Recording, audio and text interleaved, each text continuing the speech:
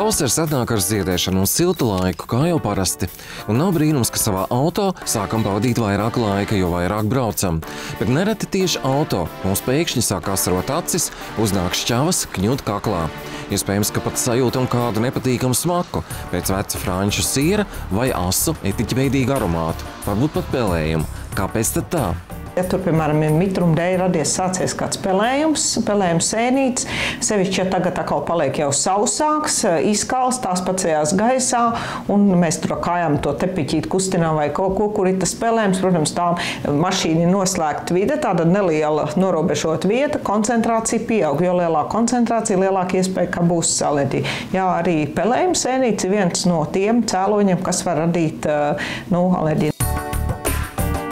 Vēl mašīnās ir šīs ventilācijas sistēmas, kas dzenā tos putekļus, un arī tie paši lailājamīgie ziedputekļi, kas tūdai būs ļoti aktuāli. Arī, ja mēs ieslēdzam, ja no āra rauj iekšā, un, piemēram, bieži vien paliek mašīnas tajās ventilācijas sistēmās, visās tajās redalītēs, un tas augs jau, piemēram, varbūt ir noziedējis, bet kaut kur mašīnā ir saķipējis un palicis. Un kā mēs saka, liekā pa mašīnā, ieslēdzam savu to ventilācijas sistēmu, sāk griezties, un kaut gan jau ārā nemaz varbūt tā izsaucēja vairāk nav. Vēl viens ir variants, ka tās lapas krīt arī no rudens, kādreiz tās sadalās, tur arī tās pelējuma sēnītes trūdēšanas rezultātā, kas rodas, un arī tās tiek dzenātas pa tām sistēmām, un, protams, jūtīgie individi arī uz to var reaģēt. Jā, tā mēs varam redzēt, kā autiņš pēc ziemas izskatās. Mūsu dubļi. Tie putekļi arī tā ir nonāk. Recirkulācija, kad ziemā augsts laiks, tad automātiskā sistēma pārslēdz recirkulācijas režīmu, un tad tie putekļi iet iekšā radiatorā. Un tur sāk veidoties visi tie putekļi un dubļi, kas vēlāk arī sāk nelabost. Pārbaudīsim gaisa filtru. Te jau ir rudens lapas, un ka pastāv tā puse, kur ieejušais gaiss, tad tur ir putekļi nonāk uz radiatoru un mūsu elpados. Klimata sistēma ir regulāri jākopja, saka Gvido. Ja to nedaram, varam sabojāt gan savu veselību, gan pārkarsējot kondicionieru regulācijas sistēmas elementus, beigās nonāk pie dārga remonta vai pat iekārtas nomaiņas.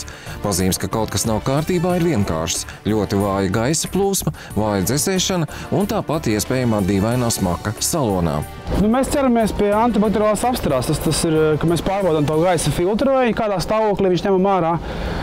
Nākošais, ko mēs darām, mēs pārbaudām, vai vispār kondicionieru sistēma strādā, respektīvi, vai veidojās kondensāts, kurš novada visus tos putekļus un netīrums kopā ar ūdens daļiņām ārā neizvadās. Un tad mēs sākam veikt antibakteriālu apstrādi ar ozonu.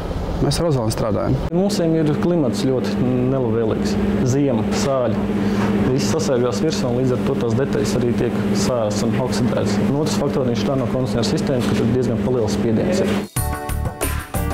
Tieši ar spiedienu mērīšanu sāks kondicionieru darba pārbaude. Tiek mērīta arī temperatūra un citi parametri. Vajadzības gadījumā sistēma tiek uzpildīta no jauna, un tad ar ozonu tiek veikta antibakteriālās sistēmas apstrāde.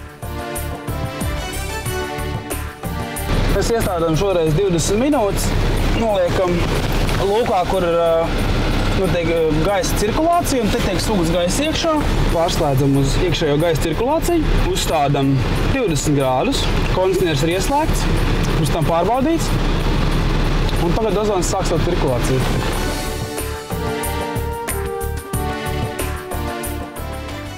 Regulāri 2 reizes gadā, pavasarī un rudenī, veicot šādu ventilācijas sistēmas tīrīšanu un dezinfekciju, vairs nebūs nepatīkamu smaku un alerģisku reakciju jūsu automašīnā, un braukšana vienmēr sagādās tikai patīkamas sajūtas.